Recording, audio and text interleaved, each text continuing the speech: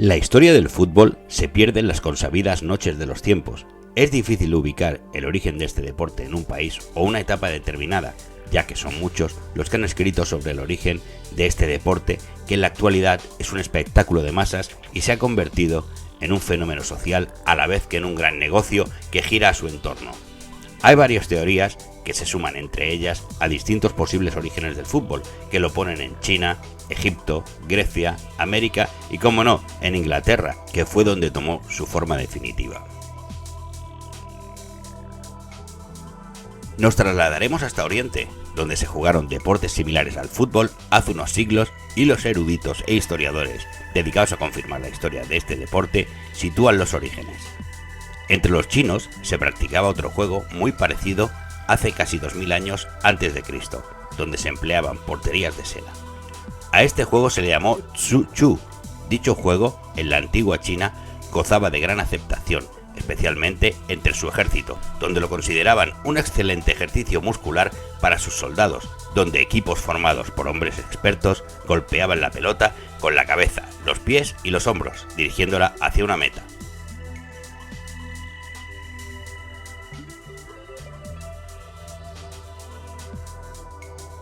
En Japón, en el siglo VI después de Cristo, se practicaba un juego con pelota de cuero que solía estar rellena de serrín denominado kemari, que fue creado a partir del que practicaban los chinos. Introducido durante el periodo Asuka, dicho juego fue perdiendo popularidad entre los chinos, mientras que en Japón ganaba adeptos a dicho juego, que se disputaba entre 6 y 8 personas en un espacio de unos 15 metros.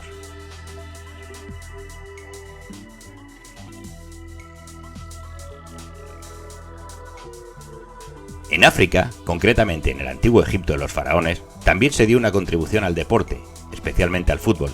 En el siglo III a.C., los egipcios jugaban con una pelota confeccionada a base de paja, papiro o palma, recubierta con cuero o tela, practicándose como parte de un rito de fertilidad. Dicha práctica consistía en quitar el balón al rival, haciéndolo montado en la espalda de un compañero.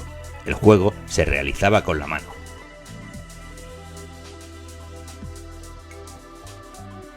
También en América podemos encontrar reminiscencias al deporte rey entre los mayas, donde un juego que se realizaba con una pelota marcó un estilo de vida 1400 años antes de Cristo, del que se han encontrado reminiscencias desde Arizona a Nicaragua de dicha actividad. Se practicaba a modo de divertimento y para honrar a los dioses. Había 4 modalidades. La primera, la más antigua y la más elemental, era en la que los jugadores utilizaban una especie de bastón para conducir la pelota. Después, la modalidad de la pierna, utilizando el muslo, la modalidad de la cabeza, donde se utilizaban cascos para su práctica, y la modalidad de la cadera. Se disputaba en campos de aproximadamente unos 8 metros de anchura por 30 de largo, aunque era bastante variable sus medidas de una a otra cancha. En una época algo más reciente, concretamente en el siglo XVII, los indios de Paraguay jugaban una actividad parecida al fútbol, el manga ñembosaray. Los primeros en documentar dicho juego fueron los misioneros jesuitas que estuvieron en Paraguay.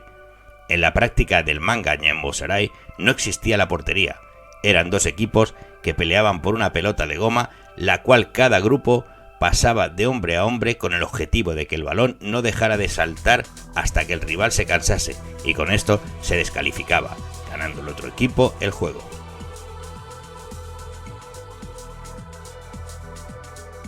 Los primeros vestigios de fútbol en Occidente fueron en Grecia, donde por motivo de las Olimpiadas se practicaba un juego denominado episkiros. Dicho juego era disputado con cada equipo con una pelota, mientras que los equipos estaban constituidos por entre 12 a 14 jugadores, que también podían utilizar las manos. El objetivo era pasar el balón por encima de la cabeza del rival hasta atravesar una línea blanca que había detrás de cada equipo.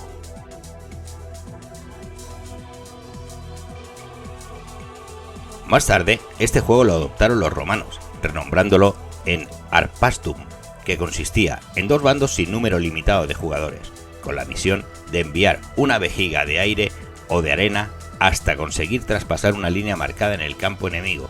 Era muy brutal, más similar al rugby que al fútbol, y se jugó 800 años antes de Cristo.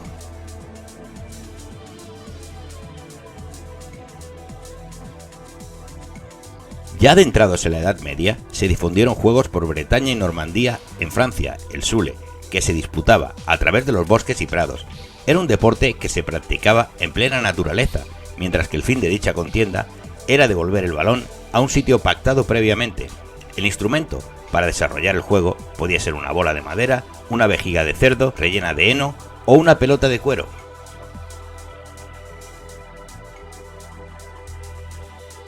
Por la península itálica se empezó a practicar el calcio en el siglo XVI. Se jugaba por dos equipos, en esta ocasión con 27 jugadores por cada uno, de los cuales 5 eran porteros. Dicho juego era similar al arpastrum, usando ambos pies y también las manos. El objetivo era marcar más puntos que el oponente, colocándose un agujero en cada lado del campo contrario, debiéndose introducir el balón en ellos. Estaba supervisado por 8 árbitros, uno principal, un juez de campo y 6 jueces de línea. En Inglaterra surge el hurling over country, aproximadamente sobre el año 800. Es otro juego que se practica donde en ocasiones, en sus inicios, eran las cabezas de los prisioneros las que se utilizaban como balones.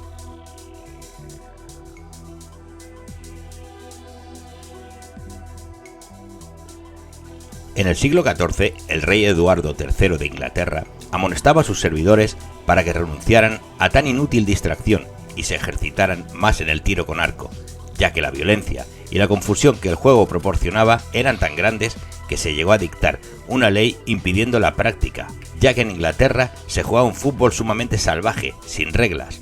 Dicha ley no fue suficiente para impedir que la nobleza crearan una versión un poco más suavizada del juego, donde los habitantes de dos ciudades tenían que llevar un balón a la plaza adversaria en una cancha de igual distancia. En 1660 se introdujo una forma de jugar más disciplinada, se establecieron nuevas reglas que limitaban tanto el número de jugadores como las dimensiones del campo de juego. Se podía marcar gol solo si el balón pasaba entre dos postes.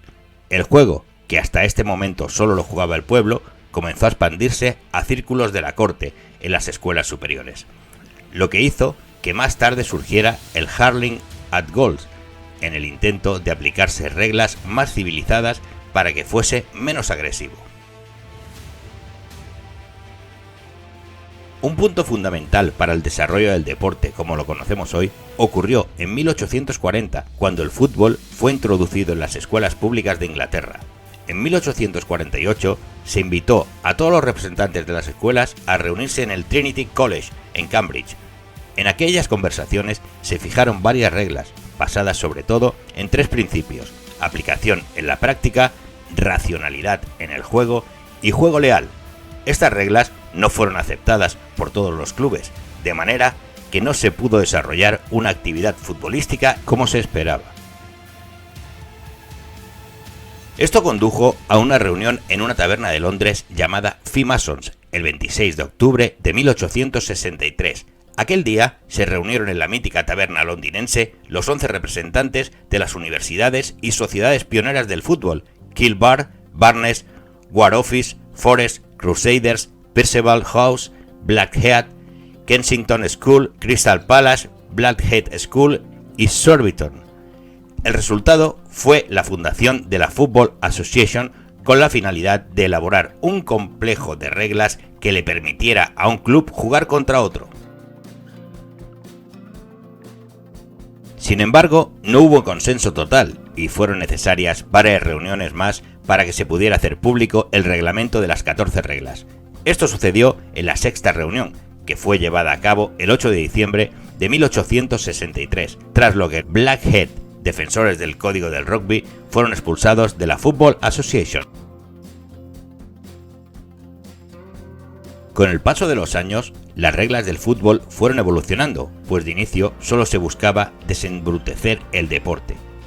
En 1866 se crea el fuera de juego, la figura del portero surgió en 1871, el árbitro en 1872, aunque hasta 1881 no podía estar dentro del campo.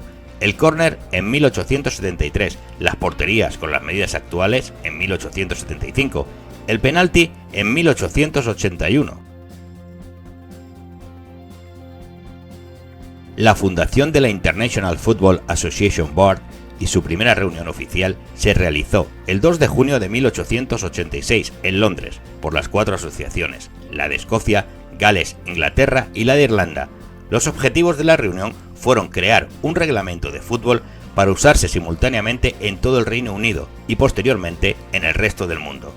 Además, la IFAB estaría a cargo de dirigir la primera competición de selecciones nacionales a nivel internacional, el British Home Championship, que se disputó desde la temporada 1883-84 a la 1983-84. Con esto se dio definitivamente el pistoletazo de salida para convertir el fútbol moderno y su posterior evolución, tal como lo conocemos en la actualidad.